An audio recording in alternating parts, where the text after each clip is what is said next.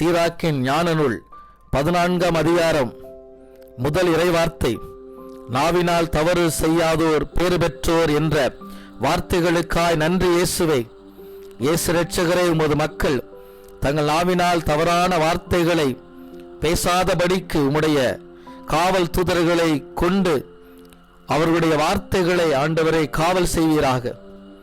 எப்பொழுதும் நன்மை பயக்கும் சொற்களை பேசவும், பிறர் மனதிற்கு ஆறுதல் தரும் வார்த்தைகளை பேசவும் நிறை ஞானம் வழங்கிடுவீராக. நேர்மையான நீதியான சொற்களை பேசிட துணிவை தந்தருள்வீராக. உண்மையை மட்டுமே பேசிட தூயாவின் வல்லமையை பொழிந்திடுவீராக. பிறரை காயப்படுத்தக்கூடிய வார்த்தைகளை முற்றிலுமாக என் பிள்ளைகளிடமிருந்து சுட்டெரித்து அவர்கள் வாழ்வில் உமது பேரன்பை வெளிப்படுத்த நீரே வழிகாட்டுவீராக. இயேசு கிறிஸ்துவின் நாமத்தில் மன்றாடுகிறோம் எங்க நல்ல பிதாவே. ஆமென், ஆமென், ஆமென். வாழ்க, வாழ்க.